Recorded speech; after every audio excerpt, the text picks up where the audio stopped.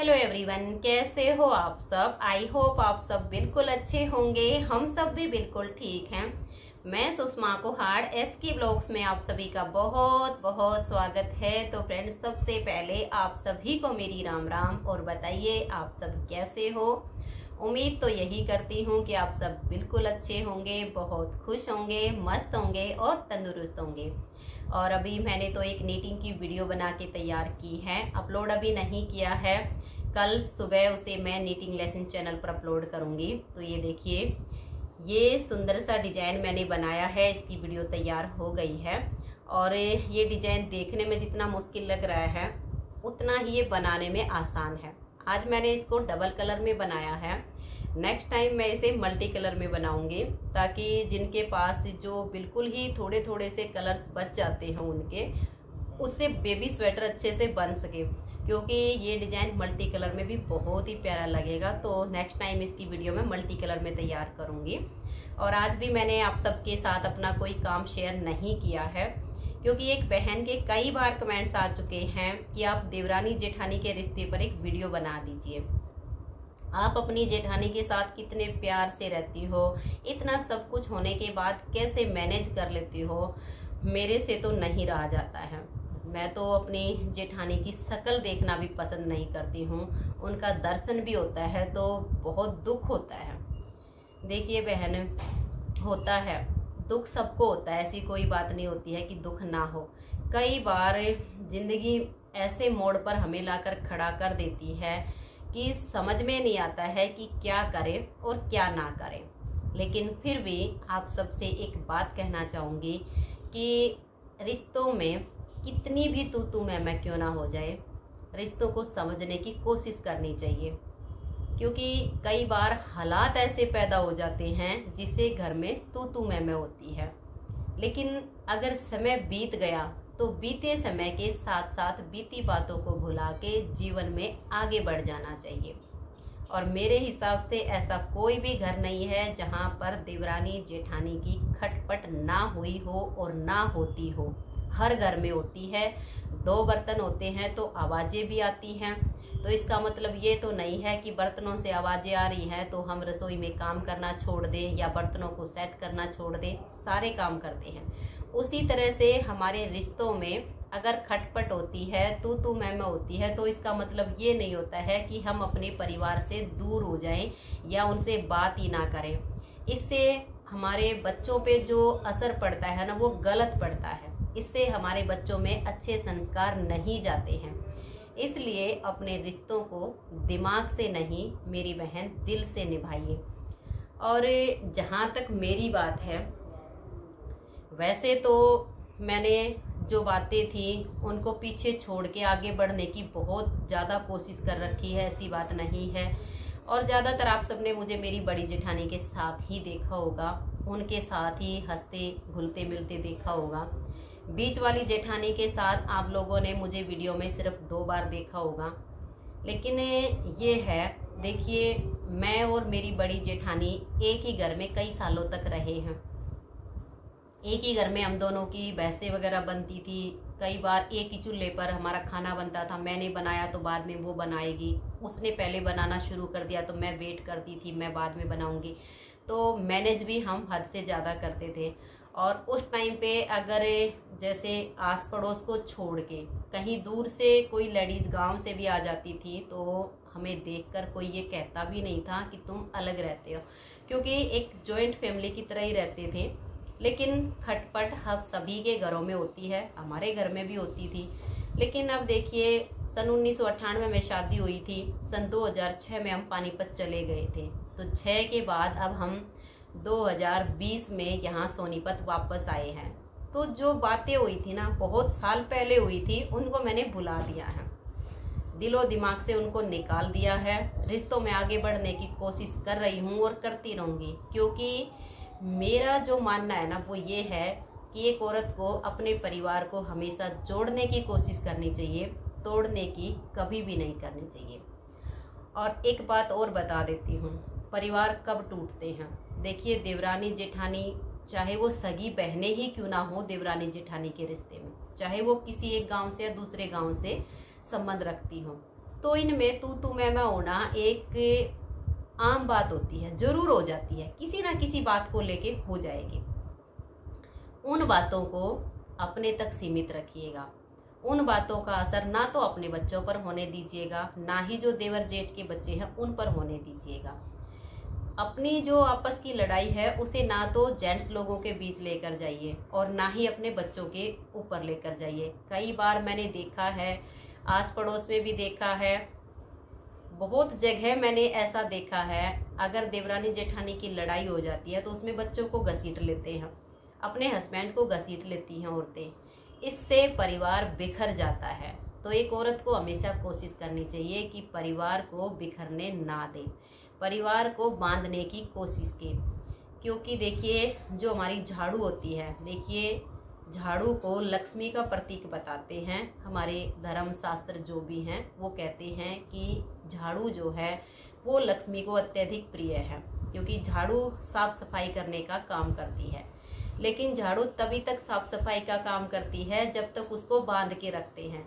लेकिन झाड़ू की एक एक सीख को अगर हम बिखेर दें तो वो झाड़ू खुद एक कचरा बन जाती है।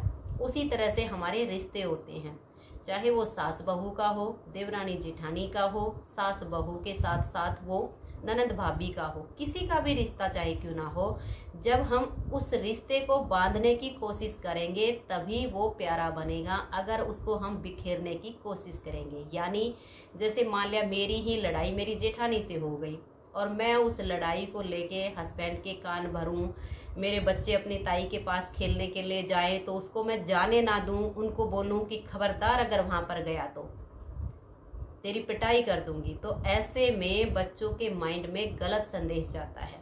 बच्चे बहुत कोमल होते हैं, तो बच्चों को उस लड़ाई के बीच में ना लेकर आए। आपकी और अगर आपकी जेठानी की लड़ाई हो जाती है, आपके बच्चे आपकी लड़ाई के बाद अपनी ताई के पास जा रहे हैं तो उसको जाने दीजिए, क्योंकि बच्चों को उस चीज़ से कोई लेना देना नहीं है कि मेरी माँ और मेरी ताई अभी लड़ी थी, इनकी लड़ाई झगड़ा हो गया है, इन्होंने तो अभी अभी बहुत कुछ एक दूसरे को बोला है। बच्चों को नहीं मतलब होता है, इसलिए बच्चों को जाने दीजिए। ऐसे में वो रिश्ता कभी भी नहीं टूटेगा, उल्टा वो बंधता चला जाएगा। और वो मैंने किया है, अपने बच्चों को कभी भी नहीं रोका कि तुम ताई के पास नहीं जाओगे। भाई क्यों नहीं जाओगे? जब ताई उनसे प्यार करती है, बहुत ज़्यादा करती है, तो जाएंगे, जाने दो। और मैं तो बहन दिल से कहती हूँ, हमारा चाहे कभी भी कुछ कहा सुनी हो गई या चाहे कुछ भी हो गया, मेरे बच्चों से मेरी जेठानी ने हद से ज़्यादा प्यार किया है, बड़े वाली ने, और आज भी करती है। मैं ये नहीं कहूँगी कि वो आज मेरे बच्चों से प्यार नहीं करती, मेरी बड़ी जेठानी आज भी मेरे बच्चों से प्यार करती है। और बीच वाली जेठानी के साथ आप सबने वीडियो में मुझे बहुत ही कम देखा होगा, और जितना देखा होगा बिल्कुल पल भर के लिए देखा होगा। क्योंकि देखिए उनके साथ जो रिश्ता है, ठीक है, जो हुआ मैंने उसको भी भुला दिया है, और परिवार को मैं नहीं तोड़ना चाहती हूँ, क्योंकि बच्चे उसके भी बहुत ही अच्छे हैं, मेरी भी रिस्पेक्ट करते हैं, अपने भाइयों से भी प्यार करते हैं। उन्हीं के बलबूते पर रिश्ते को आज तक बना के रखी हूँ मैं, और तोड़ना भी नहीं चाहती हूँ। मैं ये चाहती हूँ कि हमारा जो देवरानी जेठानियों के बीच में जो बातें हुई वो बच्चों पर असर ना डाले, बच्चों का रिश्ता बरकरार रहे, वो भाई भाइयों की तरह प्यार से रहे, मैं ये चाहती हूँ। तो देखो बहन, बहुत कुछ हुआ, ऐसी बात नहीं है कि नहीं हुआ है। हर चीज़ यहाँ सोशल मीडिया पर नहीं बोलनी चाहिए, शब्दों की मर्यादा रखनी चाहिए। लेकिन इतना कहना चाहूँगी कि मेरी बीच वाली जेठानी ने 2 बार मेरी धुलाई भी कर रखी है, और मुझे आज तक नहीं पता कि वो पिटाई किस बात पे मेरी उन्होंने की थी, लेकिन फिर भी उसको दिल से माफ़ कर दिया है। अब रही बात घुलने मिलने की, देखिए घुला मिला उसी के साथ जा सकता है जिन्होंने सिर्फ जुबान से कड़वा बोला होगा। जिसने हाथ और पैर भी चलाए होंगे ना, उनसे दिल के तार नहीं मिल पाते हैं। इतना मैं आप सबसे जरूर कहूँगी, दिल के तार तभी मिलते हैं। देखिए उसने कहा, मैंने कहा, ठीक है, सब बराबर का पलड़ा हो गया है। समय के साथ साथ सब कुछ बदलता है, रिश्ते भी बदलते हैं, समय भी बदलता है। एक इंसान गरीब है, उसकी गरीबी बैठती है, सदा एक जैसा समय किसी का भी नहीं रहता। तो समय बदल गया है, बीती बातों को मैंने भुला दिया है। लेकिन अब जब कोई धुलाई करे तो उसको माफ़ तो ज़रूर कर दिया है, लेकिन घुलने मिलने का रिश्ता नहीं बनता है। हाँ, शादी है, फंक्शन है, कोई पार्टी है, जाना है तो ज़रूर जाती हूँ, पूरा परिवार जाता है, और बच्चे तो अभी भी किसी टाइम भी चले जाते हैं, मैं उनको नहीं रोकती क्योंकि उनकी ताई हैं, ताऊ जी है, जाओ खुश होके जाओ, परिवार के साथ संबंध अच्छे बना के रखो।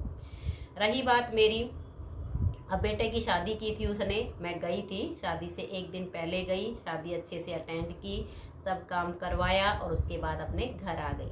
तो बहनों देखिए, चाहे कितनी भी खटपट क्यों ना हो जाए, तो इतना रिश्ता अपने परिवार के साथ जरूर बना के रखिए, ताकि आपके घर में खुशी है तो उस खुशी में आपका परिवार एक साथ हो जाए, क्योंकि अपनों के बिना कोई भी खुशी खुशी नहीं लगती है, और अगर गम है तो गम भी अपनों के बिना नहीं कटता है। किसी ने ये कहावत की है कि अपना मारेगा तो छांव में डालेगा, गैर मारेगा तो धूप में ही छोड़ देगा। इसलिए अपनों के साथ चाहे कितनी भी खटपट क्यों ना हो, अपनों के साथ फिर भी अपने रिश्तों को सुधारने की कोशिश करनी चाहिए। और यही कारण है कि मैं तो वही अपने परिवार के साथ हमेशा अच्छे से रहने की कोशिश करती आई हूँ, और जब तक मेरे शरीर में जान है ना, मैं तो करती रहूँगी। कभी भी अपनी तरफ से अपने रिश्तों को तोड़ने की कोशिश नहीं करूँगी। रिश्ते चाहे मेरी ससुराल वालों के साथ हों, चाहे मायके वालों के साथ हों, मैं दिल से निभाती हूँ, दिमाग से नहीं निभाती हूँ। और मेरे हिसाब से जब हम रिश्तों को दिमाग से निभाते हैं ना, तो ये दिमाग बातों को पकड़ के बैठ जाता है, किसी भी चीज़ को छोड़ने के लिए तैयार नहीं होता है, और दिल बहुत कोमल होता है, ये हमेशा कहता है नहीं छोड़, जो हुआ उसे परे छोड़, और अपने अपने होते। इसलिए अपनों के साथ अपने रिश्तों को बनाने की कोशिश कीजिएगा। और भाई देखिए, देवरानी जेठानी के रिश्ते में एक कहावत भी है कि टूटी फूटी ढकनी और देवरानी जेठानी अपनी। इसलिए मैंने ये कहावत जब सुनी थी तो इसको दिल में बसाया था इस बात को, क्योंकि अच्छी बातें मुझे जहाँ से भी सुनने को मिलती है ना, उनको मैं अपने अंदर समेटने की कोशिश करती हूँ, और जो बुरी बातें होती हैं ना, उनको छोड़ने की कोशिश करती हूँ। एक बात और मैं आप सबको यहाँ पर कहना चाहूँगी, देवरानी जेठानी का जो बिल्कुल ही मन ऐसे दूर हो जाता है ना, इसके बीच में एक तीसरी कड़ी होती है जो कि उनको जुड़ने नहीं देती है। इसलिए अपने कानों से सुनी हुई बातों पर यकीन कीजिए। अगर कोई तीसरा आपको बता रहा है कि वो आपके बारे में ऐसा बोल रही थी, तो मैं अपना एक्सपीरियंस आप लोगों के साथ शेयर कर रही हूँ। जब तक मैंने औरों की बात पर ये यकीन किया कि मेरी जेठानी ने, बड़े वाली ने मेरे बारे में ऐसा बोला है, और मैंने उसको सुन के अगर मान लिया तो दिल में दूरी आई। लेकिन जब मैंने अपने दिल में इस बात को बिठाया कि नहीं, जब मैं अपने कानों से सुनूंगी तभी मैं यकीन करूंगी, कहीं ऐसा ना हो कि सुनी सुनाई बातों के कारण हमारा जो रिश्ता है वो बिल्कुल ही बिखर जाए, आपस में मिलने की कोई उम्मीद ही ना बचे। क्योंकि जब से मेरी शादी हुई तब से लेकर आज तक मैंने अपने रिश्तों को जोड़ने की बहुत ज़्यादा कोशिश की है, हमेशा ये कोशिश की है कि हमारे रिश्ते जुड़ जाएं, उसमें कोई भी मुटाव ना आए। इसलिए जब तक मैंने सुना तब तक दिल में एक कड़वाहट आई, मन में वो बातें बैठी। लेकिन जब मैंने ये सोचना शुरू किया कि नहीं, जब मैं अपने कान से सुनूंगी, जब मेरे सामने कोई आकर बोलेगा तब मैं उस पर यकीन करूंगी, उससे पहले किसने क्या कहा वो मेरे काम का नहीं है। इस रूल को अपने जीवन में फॉलो कर लीजिएगा। देखिए, परिवार का अलग होना शायद उस समय मुझे बहुत बुरा लगा था, बहुत ज़्यादा फील हुआ था जब मेरा परिवार सब अलग अलग होकर रहने लग गया था।